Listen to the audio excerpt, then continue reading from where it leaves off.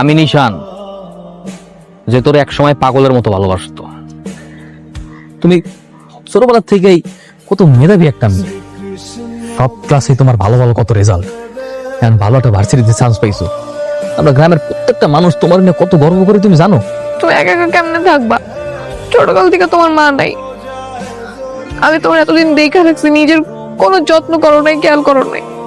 আমি তো এই টেনশনেই থাকতে পারবো না। শোনো, নিজের যত্ন করবা, সুন্দর করে খাওয়া দাওয়া করবা, ঠিকঠাক মতো চলবা, বুঝছো? তোরে কিন্তু দায়িত্ব দিতেছি, ওরে দেখা রাখবি।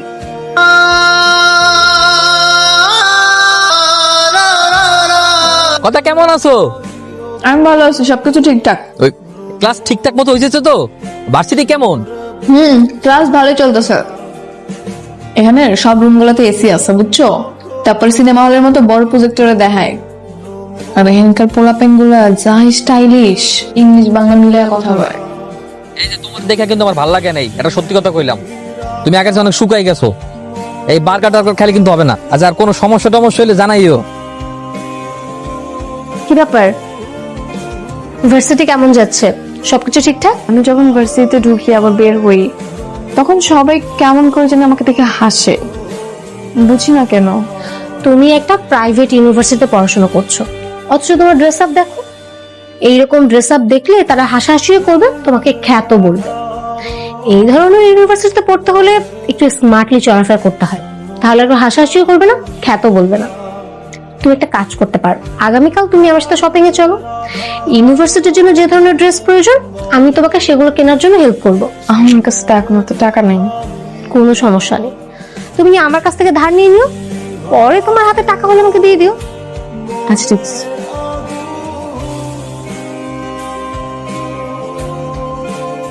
ওরা এই যে তুই খাস না ঠিকভাবে, ঘুমাস না, বন্ধু ভাবিতে ব্যাক করে দিন। কেমনে খামো, কেমনে ঘুমাবো? তুই তো জানোস ওরা সাথে একটা দিনে ভালো থাকতে পারতাম না। তাই আমি দিনের পর দিন ওরা ছাড়া কেমনে থাকতেছে আমি বুঝি। ওরা খুব দেখতে ইচ্ছা করতেছে। চল। কোথায়? আরে বাইরে যাব, আজকে আজিজ শেখের ছেলে সালমান শেখ পার্টি অর্গানাইজ করেছে, যেতে হবে। চল। শোন, আজকে তোকে আমি রঙিন দুনিয়ার মানুষদের সাথে পরিচয় করিয়ে দিব। চল চল।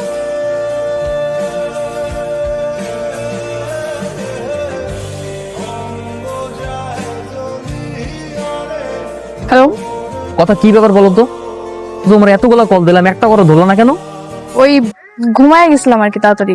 এত বেশি ঘুম দিছো যে আমরা এতগুলা কল দিছি, একটা বড় ঘুম ভাঙে নাই বা একটা কল ব্যাক দেওয়ার পর্যন্ত সময় পাও নাই, এত ব্যস্ত হয়ে গেছো তুমি। তোমার কি আমাকে সন্দেহ হয়? আমি যে তোমাকে বলতেছি, তুমি বিশ্বাস করতেছো? আরে না, সন্দেহ করবো কেন, এমনি জিজ্ঞাসা করলাম আর কি। ফোন রাখো। তুমি কি রাগ করছো নাকি? জানি না। আমি বুঝতে পারছি, ভুল হয়ে গেছে। সরি সরি জান। তোর পরিবর্তন দেখে না খুব ভালোই লাগছে। আর ওয়েস্টার্ন পরলে তো বোঝাই যায় না যে তুই আগে একটা খ্যাত ছিলি। আচ্ছা, সেই দিন যে তোকে বাড়ি নিয়ে গেলাম, কেমন লাগলো তোর? আমার তো ভালোই লাগছে। আমার এত হাসি পাচ্ছিল দিন যা হচ্ছিল ভাই। তুই তো ড্রিঙ্কসই করতে পারিস না ঠিকঠাক মতো, কি লাভ কি? শিখে ফেলবো। আজকে 6টা মাস হয়ে গেছে গা, ঢাকায় গেছে। প্রথম প্রথম ঠিকঠাক মতো কথাবার্তা হইতো, এমন ওরকম করে কথাবার্তা হয় না। মাঝখানে কইছিল পরীক্ষার পরে গ্রামে আইব, এমন কইতেছে না, ডাইরেক্ট ফাইনাল পরীক্ষার পরে আইব। কেমন জানি চেঞ্জ হয়ে গেছে বেটা। কল দে, আমি ভাবিরে বুঝাই কইতাছি। আরে কেমনে বুঝাই কবি? 2 দিন যাবত আমার ফোনই ধরতেছে না। আরে ঢাকা শহরে গেছে না, অনেক তো পড়ালার মেলা প্রেসার। তুই মন খারাপ করিস না।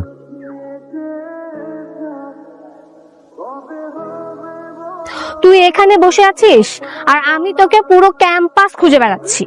কি হয়েছে, তুই কাঁদছিস কেন? ফেল করছি। আরে চিল, ভার্সিটিতে না ফেল করাটা খুবই স্বাভাবিক, এটা কোনো ব্যাপার হলো? নর্মাল বিষয়। এখন এক্সট্রা সেমিস্টার ফি দেওয়া লাগবে, এতগুলো টাকা আমি কোত্থেকে ম্যানেজ করব? আব্বাকে বললে আব্বা অনেক কষ্ট পাবে, কখনো টাকা দিবে না। আরে তুই প্যারা নিচ্ছিস শুধু শুধু। এই সামান্য কয়েকটা টাকা ম্যানেজ করা কি কোনো ব্যাপার হলো? কি বলতেছিস? সামান্য টাকা মানে কি? 60,000 টাকা। তুই প্যারা নিস না তো। আচ্ছা, তুই কি ইয়াশ চৌধুরীকে চিনিস? হ্যাঁ। আমি ওনাকে ফোন করে দিব, তুই রাতে গিয়ে ওনার সাথে মিট করিস, উনি টাকা দিয়ে দিবে। কি যেন নাম তোমার? জি কথা। কথা। তুমিও দেখতে মিষ্টি, তোমার নামটাও মিষ্টি। এই যে আমি, জি বস, ম্যাডামের অ্যাকাউন্টে 1 লাখ টাকা পাঠিয়ে দেওয়ার ব্যবস্থা কর।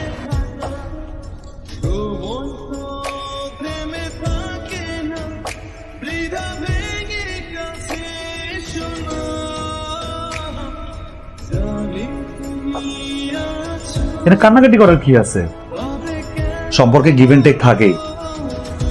তোমার অ্যাকাউন্টে টাকা চলে যাবে, আর যখন যা লাগবে আমারে বলবা। তোমার আমার ভালো লাগছে।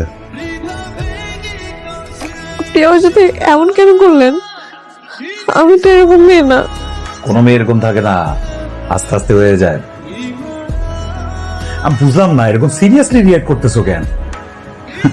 সিলি ম্যাটার, কুল কুল। হ্যালো হ্যালো, কথা কই তুমি? আমি তো হোস্টেলে। আরে আমি তো ঢাকায় চলে আসছি তোমার সাথে দেখা করার জন্য। সারপ্রাইজ। তুমি ঢাকা আসছো কেন? তোমার সাথে কতদিন যাবত দেখা হয় না, তোমার সাথে তো ইদানিং ভালো মতো কলেও কথা বলতে পারি না। সবসময় তোমার ক্লাস থাকে, এক্সাম থাকে, ক্লাসের পড়াশোনায় সবসময় ব্যস্ত থাকো। এর ভিতরে তো অনেকদিন হয়ে গেছে তুমি গ্রামেও আসো নাই। আমি তোমার অনেক মিস করতেছিলাম, তাই ভাবলাম আমি তোমাকে সারপ্রাইজ দেওয়ার জন্য ঢাকায় চলে আসি। দাঁড়াও, কোথায় যাচ্ছ? তোমার নিয়ে লং ড্রাইভে যাবো। তুমি একটা গ্রামের মেয়ে, তারপরে এত ঝাঁজ। আমার মতো একটা পার্টনার পাওয়া 7 জন্মের কপাল। এবার লক্ষ্মী মেয়ের মতো গাড়িতে ওঠো। ও মাই গড, এটা কি ডায়মন্ড রিং? তোর কপাল কিন্তু অনেক ভালো। ইয়াশ চৌধুরীর পেছনে তো মেয়েদের লাইন লেগে থাকে, কিন্তু ওর নজর তোর দিকে। না, আমি তো এরকম লাইফ চাই না। ইয়াশ চৌধুরী কি পরিমাণে যে ডেঞ্জারাস এটা তোর কোনো ধারণাও নেই। তুই যদি ওর মনের মতো করে চলিস তাহলে ও তোকে রানী বানিয়ে রাখবে, আর যদি ওর মনের বিরুদ্ধে যাস তাহলে তোর জীবনটা একেবারে নষ্ট করে দিবে। এখন তুই ভালো জানিস তুই কি করবি। কথা, তুমি জানি কেমন হয়ে গেছো, কি সব ড্রেস পরছো, তারপর হাতে কানে কেমন যেন কি কি জানি পরছো। তোমার পোশাক পরিচ্ছদ, চাল চলন, কথাবার্তা সবকিছুই কেমন যেন পরিবর্তন হয়ে গেছে। ভাই, তুমি আগের চাইতে অনেক শুকাই গেছো। তুমি কি ঠিক মতো ভাত খাও না, নাকি 3 বেলা খাও না, কোনটা? পড়াশোনার মনে অনেক চাপ না? হ্যাঁ অনেক চাপ, এই জন্যই হয়তো। চোখের আড়াল হইলেই মানুষ মোড়ের আড়াল হয়ে গেছে।